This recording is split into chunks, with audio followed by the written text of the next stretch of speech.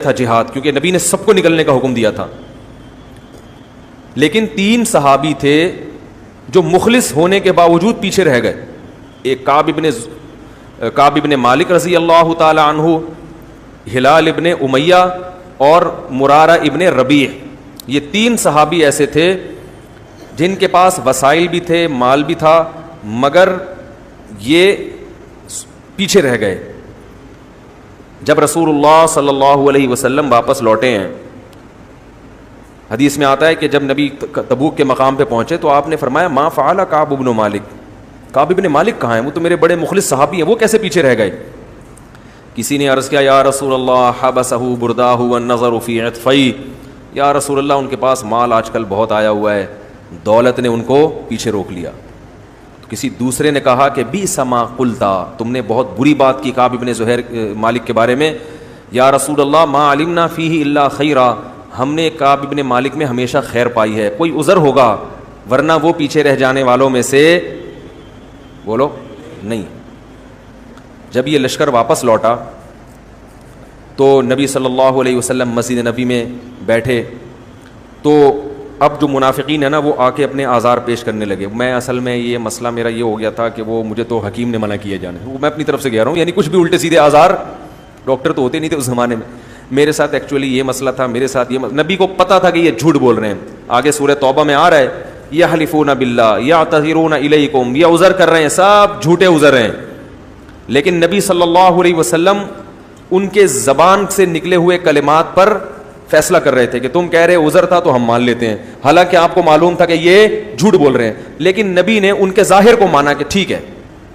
تو اب کیا ہوا، نبی صلی اللہ علیہ وسلم جب واپس تشریف لائے، چونکہ یہ سورہ توبہ میں پوری غزوہ تبوک کو بڑی ڈیٹیل میں بیان کیا گیا ہے اور اس میں اس واقعے کو بھی اللہ نے ہائی لائٹ کیا ہے.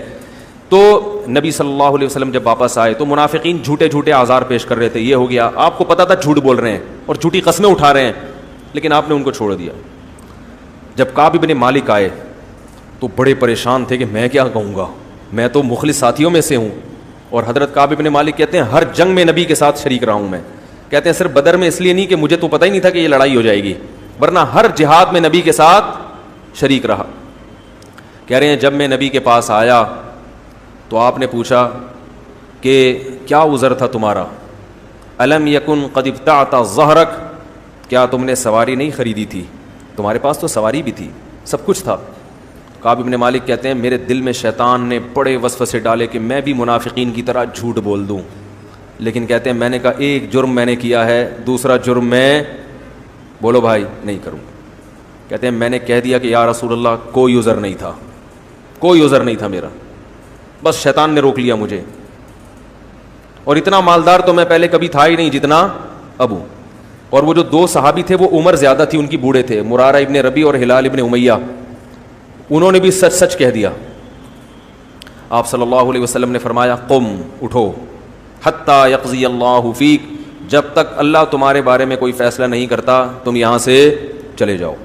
آپ ایسے غضبناک ہوئے کہ آپ صلی اللہ علیہ وسلم نے صحابہ کو حکم دے دیا کوئی بھی ان سے بات چیت نہ کرے، کیونکہ ایسی سخت لڑائی تھی، اتنی گرمی تھی، شدت تھی، ایسے موقع پہ اپنے ساتھیوں کا ساتھ چھوڑ دینا اچھا کام.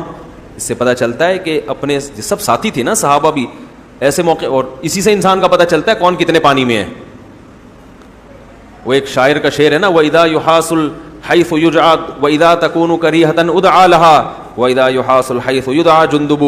کہہ رہے ہیں جب حلوہ پکایا جاتا ہے تو جندب کو بلایا جاتا ہے، اور جب گھمسان کی جنگ لڑی جاتی ہے تو مجھے کال کی جاتی ہے. ٹھیک ہے نا؟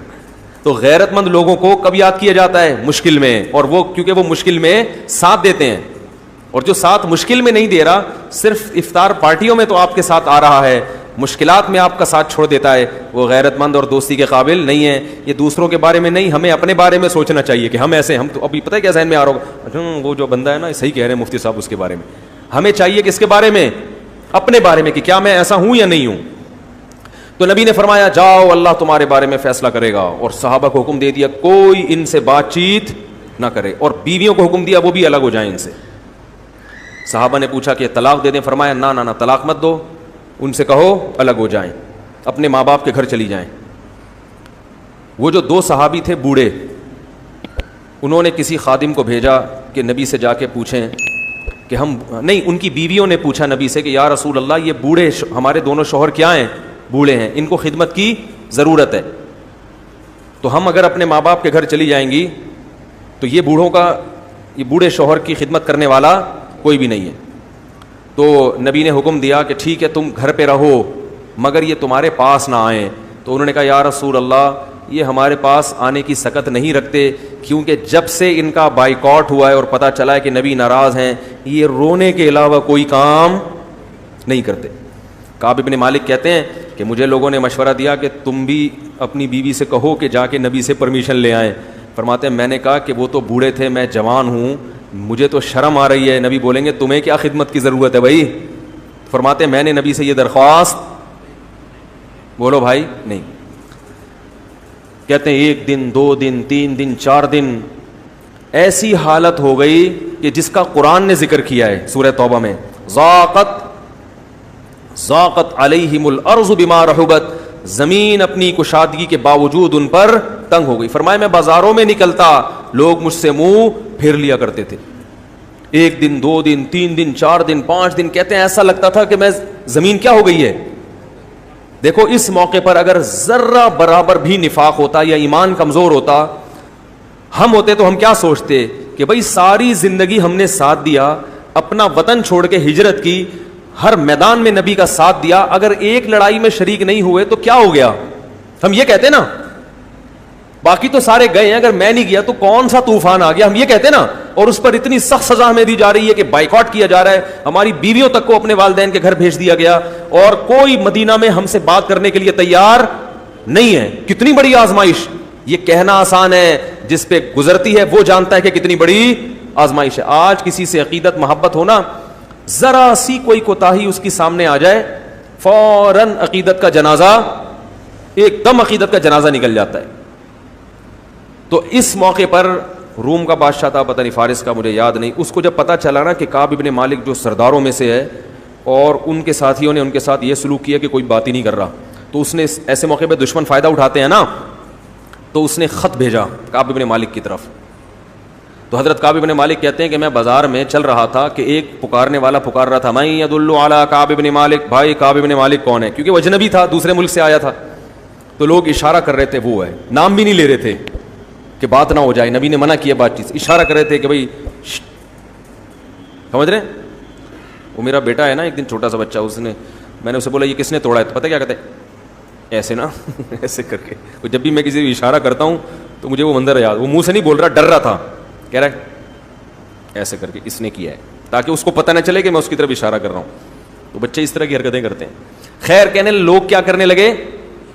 اشارہ، کیونکہ نبی نے بات چیز سے منع کیا ہے۔ کہہ رہے ہیں وہ میرے پاس آئے اور مجھے خط تھما دیا۔ اس خط میں لکھا تھا کہ ہمیں یہ پتہ چلا ہے، بادشاہ نے لکھا تھا کہ تمہارے ساتھیوں نے تمہارے ساتھ بڑا ظلم کیا، حالانکہ تم تو عزت کے قابل آدمی، دیکھو چڑھانے والے ایسے چڑھاتے ہیں نا، تم ذلت کے لائق نہیں ہو، تم عزت کے قابل ہو، تمہارے ساتھ ایسا سلوک نہیں ہونا چاہیے، تم ہمارے پاس آ جاؤ، ہم تمہیں عزت بھی دیں گے، پیسہ بھی دیں گے، حکومت بھی دیں گے۔ کوئی اور ہوتا کیسا پھسل جاتا ہو ایسے موقع پہ۔ کعب بن مالک کہتے ہیں میں نے اس خط کو ایسے کر کے پھاڑا، اور میں نے کہا جیسے ایک آزمائش میرے اوپر آئی تھی، اب یہ اللہ کی طرف سے، ایک آزمائش میں ناکام ہوا تو اتنی سزا مل رہی ہے اللہ کی طرف سے۔ وہ سمجھتے یہ سب کس کی طرف سے ہو رہا ہے؟ اللہ کی طرف سے۔ انہوں نے کہا یہ اتنی بڑی آزمائش، پھاڑ دیا اس خط کو۔ کہتے ہیں پھر وہی کوئی بات ہی نہیں کر رہا۔ کہہ رہے میں جب مسجد نبی میں آ کے نماز پڑھتا، میں دیکھتا کہ نبی صلی اللہ علیہ وسلم میری طرف دیکھتے ہیں، لیکن میں جیسے ہی سلام پھیرتا تو آپ اپنے رخ کو میری طرف سے پھیر لیتے تھے۔ کیسا شاک گزرتا ہوگا۔ یہاں تک کہ 40 دن اسی حال میں گزر گئے۔ جب 40 دن گزرے ہیں تو حضرت کعب بن مالک، کیونکہ مسجد نبی سے گھر تھا آپ کا دور، تو فجر کی نماز اپنے گھر کی چھت پہ پڑھ رہے تھے۔ ادھر نبی صلی اللہ علیہ وسلم کو نماز میں وحی ہوئی کہ اللہ نے کعب بن مالک اور باقی 2 صحابہ کی توبہ قبول کر لی ہے۔ تو آپ نے جیسے ہی سلام پھیرا، آپ نے صحابہ سے کہا کہ کعب بن مالک اور ساتھیوں کو خوشخبری دے دو کہ اللہ نے تمہاری توبہ، بولو بھائی، قبول کر لی۔ صحابہ یہ خبر سن کے اتنا خوش ہوئے، جیسے کوئی خوشخبری ہوتی ہے تو ہر آدمی چاہتا ہے کہ میں پہلے بتا دوں نا بھائی، اس ساتھی کو میں پہلے اطلاع دوں. تو وہ کہتے ہیں، کعب ابن مالک خود بیان کرتے ہیں کہ میری طرف دوڑے. کہتے ہیں ایک نے کیا کیا، اس نے کہا دوڑنے سے بہتر ہے میں تیز رفتار گھوڑے کی پشت پہ سوار ہو کے جاؤں گا اور سب سے پہلے کعب ابن مالک کو خوشخبری. تیسرے صحابی نے کیا کیا کہ گھوڑے کی رفتار سے زیادہ آواز کی رفتار ہے، وہ فوراً پہاڑ پہ چڑھ کر کعب ابن مالک کے گھر کی طرف رخ کیا اور زور سے آواز ماری، یا کعب ابن مالک ابشر، اے کعب ابن مالک اللہ کی طرف خوشخبری قبول کرو. کہتے ہیں میں ابھی مسلح پہ بیٹھا تھا، وہ کیونکہ کان الصوت اسرع من الفرس، آواز کی رفتار گھوڑے کی رفتار سے، یہ خود صحابی کا بیان ہے، کہتے ہیں آواز کی رفتار گھوڑے کی رفتار سے تیز ہوتی ہے. تو وہ ان صحابی نے نا اپنے شوق میں، جیسے ہوتا ہے نا کسی کو اطلاع دینی ہوتی ہے تو بھائی چڑھ کے آواز لگا دو تاکہ وہ گھوڑے میں جو ہے نا پہنچنے سے پہلے میری آواز پہنچ جائے. کہتے ہیں میں نے جب پہاڑ پہ آواز سنی کہ اے کعب ابن مالک خوش ہو جاؤ، بس اتنی، میں سمجھ گیا کہ میری توبہ قبول ہوگی. میں فوراً دوڑا نبی صلی اللہ علیہ وسلم کی طرف مسجد نبی میں. جب آیا آپ صلی اللہ علیہ وسلم کی خدمت میں تو آپ صلی اللہ علیہ وسلم مسجد نبی میں بیٹھے ہوئے تھے اور آپ کا چہرہ خوشی سے چمک رہا تھا. حتی اذا استنار کأن وجہہ قطعۃ قمر، نبی صلی اللہ علیہ وسلم جب خوش ہوتے تھے تو کعب ابن مالک کہتے ہیں ایسا چہرہ چمکتا تھا جیسے 14ویں کا چاند، آپ کے چہرے پہ خوشی کے آثار. اور کہتے ہیں کہ میں جیسے ہی نبی کے پاس آ کے بیٹھا، نبی نے کیا خوشخبری دی، یا کعب ابن مالک ابشر بخیر یوم مرت علیک مر علیک منذ ولدتک امک. کیا بشارت دی، اے کعب جب سے تیری ماں نے تجھے جنا ہے اس سے زیادہ بہتر دن تیری زندگی میں نہیں آیا، ایسے دن کی مبارکباد قبول کرو.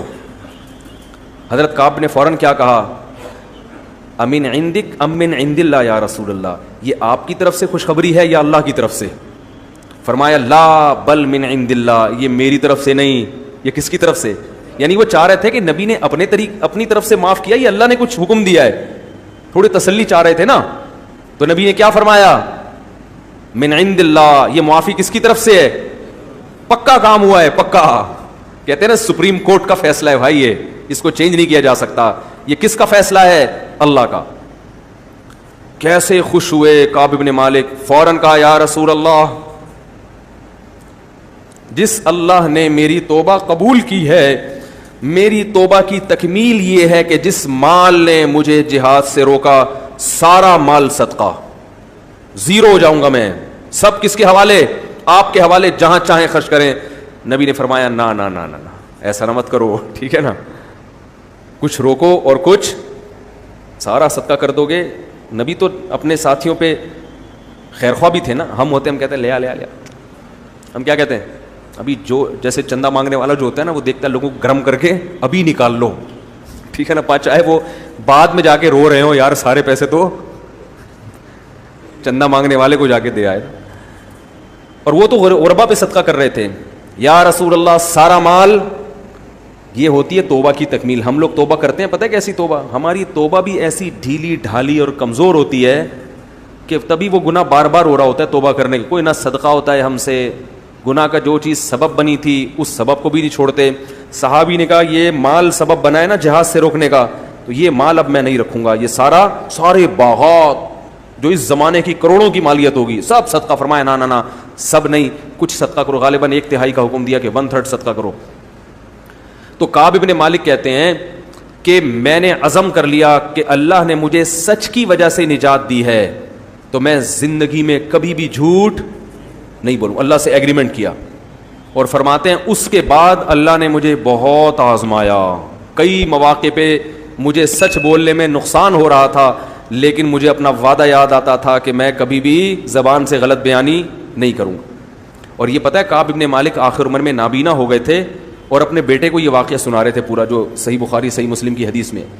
تو اللہ نے ان 3 صحابہ کا بھی اس میں ذکر کیا ہے سورہ توبہ میں. لقد تاب اللہ علی النبی والمہاجرین، اللہ نے توبہ قبول کر لی. اللہ متوجہ ہو گیا نبی پر، مہاجرین صحابہ پر اور انصار صحابہ پر. الذین تبعوہ فی ساعت العسرہ، جنہوں نے اتنی سخت وقت میں پیغمبر کا ساتھ دیا، اللہ سب سے راضی ہو گیا، سب سے خوش ہو گیا اللہ. اب ان تین کا ذکر نہیں ہے، ان تین کا اللہ نے الگ سے ذکر کیا. وعلی الثلاثۃ الذین خلفوا، اور اللہ ان تین سے بھی راضی ہو گیا جن کو پیچھے رکھا گیا. اب دیکھو عجیب بات ہے، حالانکہ وہ تو خود پیچھے رہے تھے نا، لیکن اللہ کیا کہہ رہے ہیں پیچھے ان کو. اس سے پتہ چلتا ہے اللہ توبہ قبول کرنے کے بعد ان کو تانا نہیں دے رہا. گویا اللہ یہ بتا رہے ہیں کہ ایک حکمت تھی کہ ہم نے شیطان کو تم پہ مسلط ہونے دیا کہ چلو تم سے غلطی کرا دے، تاکہ لوگوں کے سامنے یہ آ جائے کہ صحابی سے اگر غلطی ہوتی ہے تو ان کی غلطی کو دیکھ کر بدگمان نہ ہونا، ان کی توبہ تمہاری توبہ سے کئی گنا تگڑی ہوتی ہے. علماء کہتے ہیں کہ بعض دفعہ انسان سے گناہ ہوتا ہے نا، ایسی توبہ کرتا ہے اور اللہ کا ایسا قرب حاصل کر لیتا ہے کہ گناہ نہ ہوتا تو ایسا قرب حاصل بولو بھائی نہ کرتا. اب ایسا نہیں کہ آپ گناہ کرنا شروع کر دیں، لیکن بعض دفعہ ایسا ہوتا ہے کہ اب دیکھو وہ تین صحابی اگر تبوک میں چلے جاتے تو وہ تبوک میں جانا اتنی بڑی آزمائش نہیں تھی، بہت بڑی تھی لیکن اتنی نہیں کہ جتنا 40 دن جو بائیکاٹ ہوا نا وہ اس سے بڑی آزمائش تھی. تو چھوٹی آزمائش میں ناکام ہونے کی وجہ سے اللہ نے بڑی آزمائش میں ڈالا، لیکن وہ بڑی آزمائش میں کامیاب ہو کر ان لوگوں سے بھی آگے نکل گئے ہوں گے جو تبوک میں گئے ہوں گے، تبھی ان کا الگ سے اللہ نے ذکر کیا. ہاں تو توبہ جیسے ان تینوں صحابی کو جو اللہ نے آزمایا وہ تبوک سے زیادہ آزمایا، تو اللہ نے تمام صحابہ کی تعریف کی جو بھی تبوک میں گئے تھے، لیکن ان کی الگ سے تعریف کی. وعلی الثلاثۃ الذین خلفوا، اور ان تین لوگوں کی بھی اللہ نے توبہ قبول کر لی جن کو پیچھے رکھا گیا تھا، حالانکہ وہ پیچھے خود رہے تھے نا، لیکن اب اللہ تعالیٰ گویا ان کو طنز نہیں کر تانا نہیں دے رہے کہ گویا وہ کسی حکمت سے پیچھے رکھ لیا تھا تاکہ امت کے سامنے صحابہ کا یہ پہلو بھی تو آئے، امت کو اس سے بھی تو سبق ملے کہ اگر کبھی تم سے غلطی ہو جائے اور بڑوں کی طرف سے سزا ملے تو اس سزا کو ٹھنڈے پیٹوں برداشت کر لیا کرو، اس سزا کی وجہ سے منفی سوچ کو جنم نہ دینے دو، پازیٹو سوچ کو جنم دو، تو اس سے فائدہ کیا ہوگا، اللہ اور اونچا مقام دے دے گا. سمجھ رہے ہیں کہ نہیں سمجھ رہے؟ آج کسی کو ڈانٹو نا، کوئی تنبیہ کرو تو وہ اکڑ جاتا ہے، میں کیا ایسا آدمی ہوں، میں بھائی مان لے یار غلطی ہو گئی آئندہ نہیں کریں گے، ختم بات. تو یہ حدیث میں آتا ہے یا بنی آدم کلکم خطاؤن، تم میں سے ہر شخص سے خطا ہوتی ہے، وخیر الخطائین التوابون،